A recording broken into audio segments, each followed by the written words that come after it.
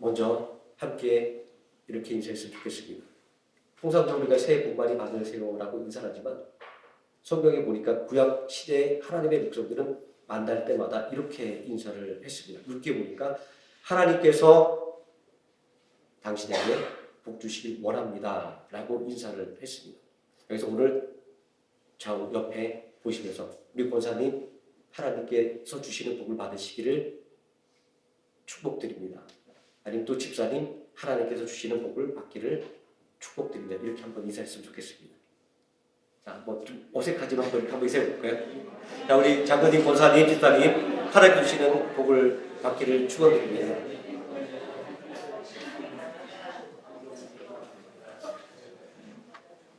원래 안 하던 걸 이렇게 하면 좀 많이 어색하고 그렇습니다. 자, 오늘 봉독한 하나님의 말씀, 믿음이 필요할 때입니다 라는 제목으로 하나님의 말씀의 은혜를 나누고자 합니다. 자, 다사다난했던 2020년이 지나고 2023년 새해가 왔습니다. 자, 다사다난이라고 하는 이 상투적인 문구가 유난히 잘 어울렸던 2022년이었습니다.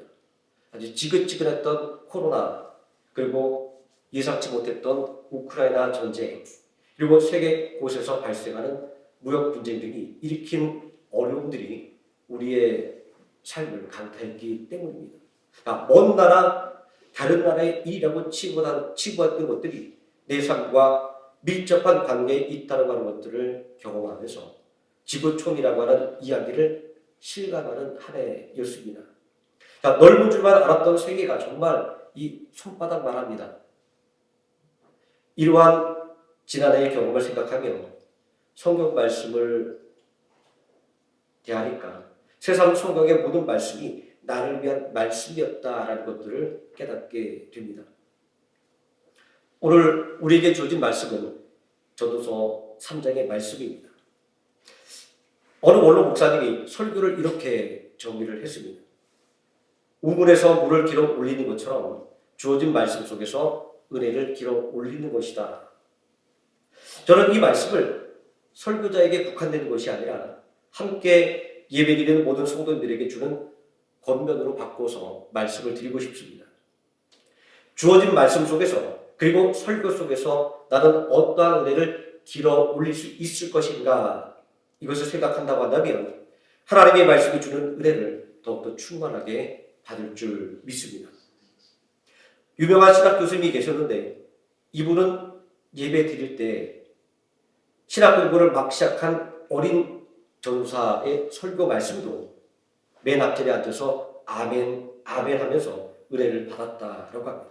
오늘 이 예배에도 이러한 말씀의 은혜가 넘치기를 예수님의 이름으로 축원드립니다. 전도서의 말씀은 참 어렵습니다. 자, 말씀을 준비하면서 이 말씀 속에서 어떠한 은혜를 길어 올릴 수 있을까 고민하면서 설교를 썼다가 지웠다 반복을 했습니다. 애써 쓴 설교를 지은 것은 참 허무합니다. 전도서의 말씀은 때때로 허무주의와 냉소주의를 표방하는 것으로 오해될 때가 있습니다. 전도서의 서문에서 헛되고 헛되며 헛되고 헛되니 모든 것이 다 헛되도다 라고 이렇게 말씀하고 있기 때문입니다. 또 거기에다가 오늘 우리가 함께 읽은 본문 9절에서도 일하는 자가 그의 수고로 말미암아 무슨 이익이 있으랴 라고 하는 말씀은 인간의 모든 수고가 무의미하다는 것처럼 들리기 때문입니다. 옛날에 이런 말이 있었습니다. 재주는 곰이 넘고 돈은 왕성하게 번다. 이 오래된 이야기는 이러한 인생의 허무함을 지적하고 있는 것이기도 합니다. 우리가 전도서를 전통적인 저자로 알려진 솔로몬이나 아니면 최소한 솔로몬 왕의 인생의 경험을 반영한 것임을 생각한다고 한다면 이러한 허무주의적이고 냉소주의적인 생각은 그럴듯하게 다가옵니다. 솔로몬이 세상의 모든 지혜와 부귀 영화를 누린 것 같지만 예수님이 이렇게 말씀하시죠. 들의 백합화를 보라. 솔로몬의 어떤 영화라도 그와 같은 영화를 누릴 수 없었다는 거 말씀하고 있지 않습니까? 솔로몬이 전도서에서 걱정하고 있는 것처럼 그가 이루어 놓았던 것은 그의 다음 때에 다 허물어지고 말았습니다. 그가 굳건하게 다져놓은 제국은 분열되고 쇠약해졌습니다. 그가 한껏 호사를 들여서 만들었던 황금 방패들은 모두 동맹이었던 애굽에게 빼앗기고 말았습니다. 이처럼 세상에는 우리의 모든 수고와 노력을 헛되게 만드는 일들이 비일비재하게 일어납니다. 하지만 이러한 허무주의에 빠진 생각들이 놓치고 있는 것은 성경이 예수 그리스도 안에 있는 믿음으로 말미암아 구원에 이르는 지혜가 있게 하느니라 라고 하는 말씀입니다. 성경 말씀이 정확하고 무한 하나님의 말씀인 것에 비춰볼 때 구원에 이르는 지혜를 주고 있는 이 성경 말씀이 허무주의를 주장한다는 것은 말도 안 되는 이야기인 것입니다. 전도서의 말씀 속에서 헛되다고 말하는 것은 인생의 수고와 인생이 누리는 부귀 영화 자체가 헛되다고 말하고 있는 것은 아닙니다. 본문 11절 말씀을 보게 되면 하나님이 모든 것을 지으시되 때를 따라 아름답게 하셨고 또 사람들에게는 영혼을 사모하는 마음을 주셨느니라. 그러나 하나님이 하시는 일의 실용을 사람으로 측량할 수 없게 하셨도다. 이렇게 말씀하고 있습니다. 이 말씀이 말하고자 하는 것은 인생은 절대로 허무한 것이 아니다라는 것입니다. 하나님이 모든 것을 지으시되 때를 따라 아름답게 하셨고 라고 말씀하고 있지 않습니까?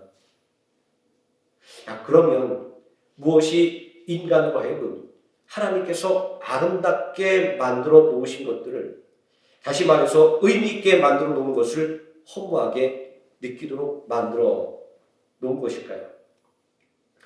그 해답은 이어지는 말씀 속에 있습니다.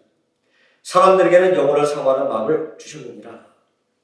문화 인류학적으로 영혼을 사모하는 마음이 의미하고 있는 것은 죽음 이후의 세계를 생각하는 마음입니다. 다시 말한다면 종교적인 신성을 이야기합니다. 그러니 영혼을 사모하는 마음은 자연스럽게 하나님을 경외하는 마음으로 이어질 수밖에 없는 것입니다. 이렇게 이 말씀을 풀어가보면 전도자가 말하는 인생의 허무함이란 하나님을 경외함이 없는 인생들에게 국한된 것이다 라고 하는 것을 알 수가 있습니다. 오늘 본문의 11절 말미에 하나님이 하시는 일의 실용을 사람으로 측량할 수 없게 하셨다고 하는 말씀이 바로 이것입니다.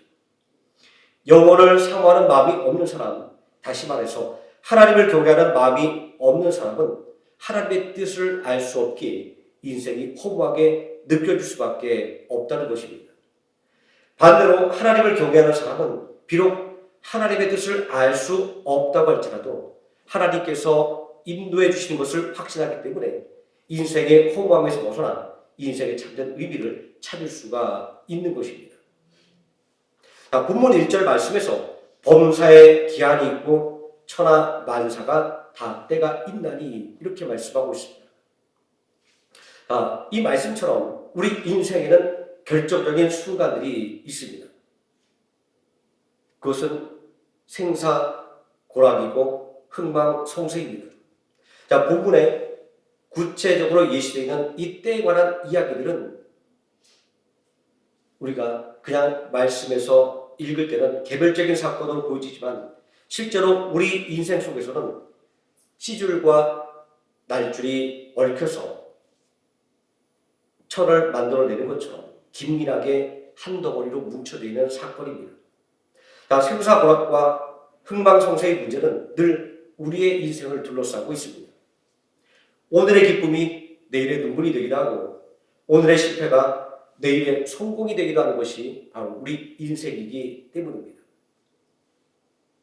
특히 오늘날처럼 변화무쌍하고 내일이 불확실한 시대에 있어서 나를 지탱해 줄 수 있는 정신적인 지주가 없다고 한다면 지금 내가 누리고 있는 것은 한낱 신기루처럼 사라져버리고 말 수가 있습니다. 성공의 정점에서 무너져 내리는 사람들, 또 실패해서 헤어나지 못하고 주저앉는 사람들이 바로 그 증거입니다. 이런 이들을 향해서 우리 성도들은 이렇게 말을 합니다. 그 사람이 교회 다녔으면 그렇게 되지 않았을 텐데. 이 말은 절반은 맞고 절반은 틀린 말입니다.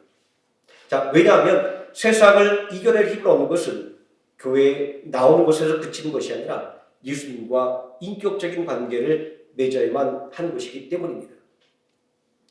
예수님과 인격적인 관계를 맺는다고 하는 것은 교회에 나오는 것을 넘어서 예수님께서 하나님의 아들인 것과 삼위일체의 성자 하나님이라고 하는 것을 믿는 것입니다.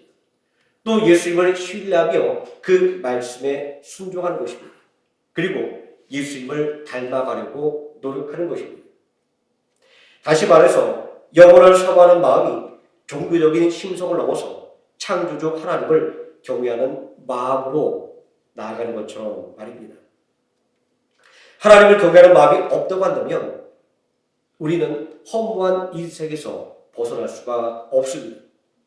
그러니 우리는 더욱더 말씀과 기도를 통하여 거룩한 삶을 살아가도록 노력을 해야만 하는 것입니다. 요한일서 5장 4절 말씀에 대저 하나님께로부터 난 자마다 세상을 이기느니라. 세상을 이김은 이것이니 우리의 믿음이니라. 이렇게 말씀을 하고 있습니다. 그러면 여기서 말하고 있는 그 믿음의 실체는 무엇일까요? 이어지는 5절 말씀에서 예수께서 하나님의 아들이심을 믿는 자가 아니면 세상을 이기는 자가 누구냐라는 말씀으로 믿음의 실체는 예수님을 구원자 그리스도로 믿는 믿음이라고 하는 것을 밝혀주고 있습니다. 우리가 잘 알고 있는 아브라함과 그의 조카 롯은 하나님의 약속을 받았습니다. 조카 롯이 고향 땅인 하란에 여러 삼촌들이 있었지만 그 중에서 아브라함을 따라서 미제 땅으로 발걸음을 옮겼다는 것은 롯이 최소한 아브라함이 갖고 있는 하나님의 약속이라고 하는 비전에 동의했다라고 하는 것을 의미합니다. 우리가 작게 생각해 볼 때 우리의 가정도 하나의 비전을 공유하기 때문에 존재하는 것이지 않습니까? 하나의 비전을 공유한 아브라함과 롯, 그들 앞에는 하나님이 주신 약속의 비전대로 복이 넘쳐났습니다. 아브라함을 저주하는 자에게는 하나님의 저주가 임하고 아브라함에게 축복하는 자에게는 하나님의 축복이 임했습니다. 아브라함을 통하여 모든 민족이 복을 받게 된 것입니다. 아브라함과 롯에게는 은과 금이 가득했으며 가축은 셀 수 없을 정도로 불어났습니다.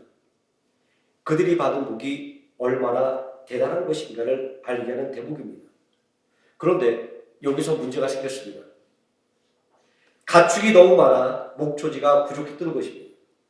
아브라함과 롯의 목자들은 다투기 시작했습니다.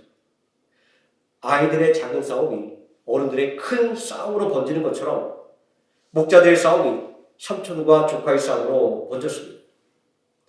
모든 사람들이 원하는 부가 오히려 사이좋은 삼촌과 조카 사이를 갈라 놓았습니다.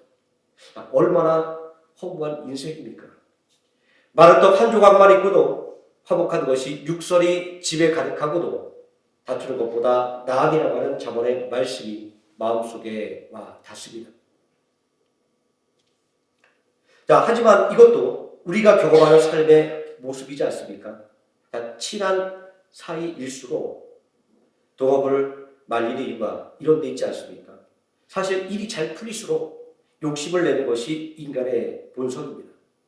늘어난 재산으로 인해서 벌어진 다툼은 혈연 간의 분쟁을 일으켰습니다. 무언가 수를 내지 않으면 돌이킬 수 없는 비극을 경험하게 될 수 있습니다. 재산 때문에 싸우는 막장 드라마처럼 말입니다. 이러한 위기의 순간에 해결책을 내놓은 것은 하나님을 경외하는 사람이었습니다. 아브라함은 재산 때문에 삼촌과 조카가 다투는 것이 이웃에게 본이 되지 않는다고 하는 것을 깨달았습니다. 성도는 언제나 이웃에게 선한 영향력을 끼치는 사람이 되어야 한다고 하는 것을 아브라함의 모습 속에서 배워야만 하는 것입니다. 아브라함은 분가라고 하는 해결책을 제시합니다. 아브라함은 조카 롯에게 내가 우하면 나는 좌로 가고 내가 동으로 가면 나는 서쪽으로 가겠다라고 말합니다. 그들이 살고 있는 곳의 오른쪽과 동쪽에는 소돔과 고모라가 있었습니다. 창세기 13장 10절 말씀은 이 땅을 여호와의 동산 같고 애굽 땅과 같았더라 이렇게 보고하고 있습니다. 반면 왼쪽과 서쪽에는 광야가 펼쳐져 있었습니다. 롯이 어떤 땅으로 갈지는 불을 보듯 명확합니다. 롯은 요단강 북편의 소돔과 고모라 지역으로 이사를 갑니다. 이미 큰 부자가 된 롯에게 있어서 더 이상 하나님의 약속이라는 비전을 바라보는 것은 필요 없이 느껴졌기 때문입니다. 그의 생각처럼 롯의 인생은 탄탄대로를 달리기 시작했습니다. 어느새 롯은 성문에 앉아 백성들을 재판할 수 있는 소돔의 유지가 되어 있었습니다. 반면 아들처럼 키우던 조카가 재산 때문에 자신을 버리고 떠났을 때 아브라함의 마음은 어떠했을까요? 참 인생이 허무하다고 느껴졌을 것입니다. 한국 사람들이 늘 입에 달고 사는 말처럼 검은 머리 가진 짐승은 거둔 것이 아니야 라고 한탄했을지도 모르겠습니다. 사랑하는 조카와 그의 가축들이 떠나고 남은 땅에는 먼지만이 가득했습니다. 메마른 땅에서 사방에 자욱하게 피어오르는 먼지를 바라보는 아브라함의 마음은 어떠했을까요? 참 인생이 허무하다 느꼈을 것입니다. 저는 이런 경우를 상상하는 것조차도 싫습니다. 아니, 세상에 어떤 사람도 이러한 상황을 경험하고 싶은 사람은 한 사람도 없을 것입니다. 아침 드라마에 자주 등장하는 그런 막장의 모습 같으니까요. 하지만 절망적인 상황에서 허무함이 마음을 짓누르는 상황에서 놀라운 일이 일어났습니다. 그것은 바로 하나님의 약속을 확인하는 것이었습니다. 하나님의 약속은 광야를 뒤덮은 먼지 속에서 쓰라린 가슴을 부여잡고 서 있는 아브라함에게 하나님께서 함께 계시면 실패의 순간이라 할지라도 실패가 성공으로 변화되며 인생의 허무함을 느끼는 순간이라 할지라도 허무함이 소망이 된다라는 것이었습니다. 창세기 13장 18절은 하나님의 약속을 굳게 믿음으로 말미암아 아브라함이 인생의 실패와 허무함에 빠지지 않고 하나님을 온전하게 의지했다라고 하는 것을 증거해주고 있습니다. 이에 아브라함이 장막을 옮겨 헤브론에 있는 마므레 상수의 수풀에 이르러 거주하며 거기서 여호와를 위하여 제단을 쌓았더라. 이어지는 창세기의 말씀은 하나님을 경외하고 의지하는 아브라함에게 임한 축복에 대해서 증거하고 있습니다.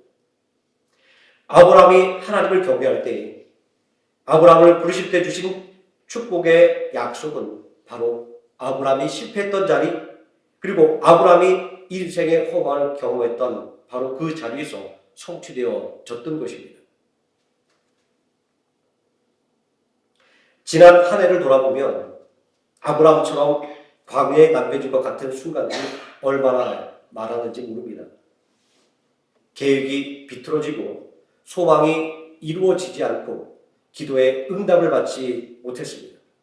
만약에 우리가 이 모든 것들을 세상 사람들이 말하는 것처럼 실패라고만 생각했다고 한다면 그리고 하나님께서 도와주지 않은 것이라고 생각한다면 오늘 우리는 이 자리에 서 있을 수 없었을 것입니다. 비록 잠시 낙심하고 원망하긴 했지만 그래도 여전히 하나님의 도움을 확신하는 믿음이 있기에 하나님을 경외하기에 성도의 자리에 설 수 있는 것입니다. 오늘 우리가 예배의 자리에 서 있을 수 있는 것은 무엇보다도 더 큰 소망입니다.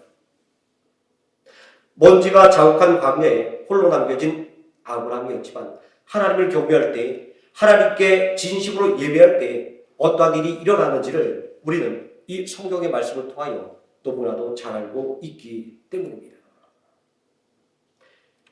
하나님의 위로와 섭리는 참으로 오묘합니다. 아브라함을 낙심하게 만들었던 자욱한 흙먼지 속에서 그것을 통하여 위로와 소망의 말씀을 주고 있기 때문입니다. 창세기 13장 14절 이하의 말씀을 보게 되면 조카 롯이 떠난 먼지가 가득한 그 자리에서 내가 내 자손을 땅에 먼지 같게 하리니 사람이 땅에 먼지를 등이 셀 수 있느냐라고 말씀하고 있습니다. 낙심했던 아브라함에게 주신 이 약속은 성공이라고 하는 것은 세상적인 조건과 판단에 있는 것이 아니다라고 하는 것을 말씀하고 있습니다. 진정한 성공은 하나님을 경외함으로 성취할 수가 있는 것입니다. 아브라함은 세상적인 관점에서 볼 때는 아무짝에도 쓸모없는 땅에 남겨졌지만 그는 그곳에서 하나님을 경외하며 예배할 때 누구보다 더 큰 성공을 성취할 수가 있었습니다. 반면 세상적인 관점에서 성공의 가도를 달린 롯은 어땠을까요? 창세기 13장 12절의 말씀은 롯이 죄악으로 가득한 소돔 가까이 옮겨가는 것을 통해서 롯이 하나님을 경외하는 삶에서 멀어지고 있음을 암시하고 있습니다. 자, 우리는 창세기가 증언하고 있는 롯의 인생을 통해서 인간이 이룩한 성공이라고 하는 것은 한순간에 사라져버리고 많은 신들과 같은 것, 또 아침에 자욱하게 피어났다가 해가 뜨면 사라지고 마는 안개와 같은 것이다 라고 하는 것을 알 수 있습니다. 그들라 우벨의 11분에게 치이고 소돔과 고모라의 심판에 무너진 롯의 성공신화는 하나님을 떠난 인생은 허무함을 경험할 수밖에 없는 인생일 수밖에 없음을 보여주는 것이기 때문입니다. 일하는 자가 그의 수고로 말미암아 무슨 이익이 있으려고 하는 본문 9절의 말씀과 인생이 헛되고 헛되며 헛되고 헛되니 모든 것이 헛되도다 라고 하는 전도서 1장 2절의 말씀은 꼭 집어서 롯의 인생을 말하는 것 같습니다. 아브라함과 롯의 인생을 살펴볼 때 하나님이 하시는 일을 사람이 측량할 수 없게 하셨다는 말씀을 이해할 수 있습니다. 정말 우리는 하나님의 뜻이 어디 있는지 이해할 수 없는 때가 너무나도 많습니다. 지난해만 생각해도 그렇습니다. 응답되지 않은 기도, 이루어지지 않은 소망, 인간적인 관점에서는 셀 수 없는 실패의 순간들이 그렇습니다. 조카 롯과 헤어져 홀로 남겨진 아브라함의 마음이 바로 그러했을 것입니다. 그러한 순간에는 하나님의 약속은 모두 헛된 것처럼 여겨질 수 있었을 것입니다. 오늘날을 살아가는 성도들도 이러한 믿음의 위기의 순간들을 자주 경험하게 됩니다. 적지 않은 경우에 롯처럼 더 나아 보이는 세상의 전망을 따라가는 성도들도 있습니다. 믿음이 성취되어 가기 위해서 반드시 통과해야만 하는 어려운 현실에 낙심하고 실망했기 때문입니다. 그러나 믿음에 대한 낙심과 실망이 넘쳐날 때가 우리에게는 더욱더 굳센 믿음이 필요할 때인 것입니다. 제가 다사다난했던 2022년이라고 말씀을 시작했습니다. 그런데 우리가 새롭게 맞이한 2023년도 여전히 다사다난한 한 해라고 말해야 할 것 같습니다. 코로나와 우크라이나 전쟁 그리고 세계 무역 분쟁이 현재 진행되고 있기 때문입니다. 이것은 올해도 우리에게 낙심하고 실망할 일들이 여전히 많다라고 하는 것을 의미합니다. 그러니 올해도 그 어느 때보다 믿음이 더욱더 필요한 것입니다. 낙심한 아브라함에게 소망을 불어넣은 것은 하나님의 약속에 대한 믿음이었습니다. 실망한 아브라함을 일으켜 세운 것은 하나님을 경외하는 마음이었습니다. 아브라함이 약속의 말씀을 굳게 믿고 낙심과 실패를 이겨내고 예배의 자리에 섰을 때 그에게 어떤 복이 임했는지 성경이 증거하고 있습니다. 다사다난한 한 해를 보내고 다시 다사다난할 새해를 맞은 우리에게 필요한 것은 아브라함과 같은 굳센 믿음입니다. 우리가 그 믿음을 본받아야 하는 것은 믿음은 그가 받은 것과 동일한 복을 받을 수 있는 유일한 약속이기 때문입니다. 이것이 어떻게 가능할 수 있는가라고 반문하는 사람들도 있습니다. 하지만 이 약속은 예수 그리스도를 통하여 모든 성도의 것이 되었다고 에베소서 3장 6절 말씀은 우리에게 증거하고 있습니다. 이는 이방인들이 복음으로 말미암아 그리스도 예수 안에서 함께 후사가 되고 함께 지체가 되고 함께 약속에 참여하는 자가 되리라. 또 히브리서 11장 1절 말씀은 분명하게 믿음은 바라는 것들의 실상이며 보이지 않는 것들의 증거라고 말씀하고 있습니다. 그리고 히브리서 11장 6절 말씀은 믿음이 없이는 하나님을 기쁘시게 못하나니 하나님께 나아가는 자는 반드시 그가 계신 것과 또한 그가 자기를 찾는 자들에게 상 주시는 이심을 믿어야 할지니라. 이렇게 말씀하고 있습니다. 허무한 인생을 살지 않으려면 하나님을 경외하는 믿음을 통하여 하나님의 은혜를 받아야만 하는 것입니다. 아브라함과 롯의 이야기는 허무한 인생이 아니라 복된 인생을 살기를 원한다고 한다면 하나님을 경외하는 예배의 삶을 살아야 한다는 것을 알려주고 있습니다. 아브라함과 롯, 이 두 사람의 결정적인 차이를 만들어낸 것은 오직 하나밖에 없었다라고 하는 것을 기억해야만 합니다. 그것은 하나님께서 주신 영혼을 사모하는 마음, 다시 말해서 하나님을 경외함으로 드리는 예배였습니다. 창세기 13장 말씀은 아브라함이 여호와 하나님을 위하여 제단을 쌓은 것으로 그가 예배의 자리에 섰었다라고 하는 것을 증거하고 있으며 롯이 그의 장막을 옮겨서 여호와 하나님 앞에 악하며 큰 죄인인 소돔에까지 이르렀음을 말하므로 그가 예배의 자리에서 떠난 것을 증거하고 있습니다. 예배의 자리에서 갈려져 버린 이들의 인생의 결말이 우리에게 하고자 하는 것은 성도의 삶에는 무엇보다도 온전히 하나님을 경외하고 하나님을 예배하는 믿음이 필요하다라고 하는 것입니다. 아브라함과 롯이 갈라지는 순간 아브라함도 성공을 자신할 수가 없었을 것입니다. 낙심할 수밖에 없었을 것입니다. 눈에 보이는 현실이 그러할 수밖에 없었기 때문입니다. 누구라도 하나님의 뜻이 거기에 있다라고 확신할 수가 없었을 것입니다. 그럼에도 불구하고 믿음의 자리를 선택함으로 아브라함은 성공할 수가 있었던 것입니다. 아브라함과 롯의 믿음의 결단을 통해서 성경이 말하고자 하는 것은 이것입니다. 인생이 위기의 순간에 비록 보잘것없어 보임에도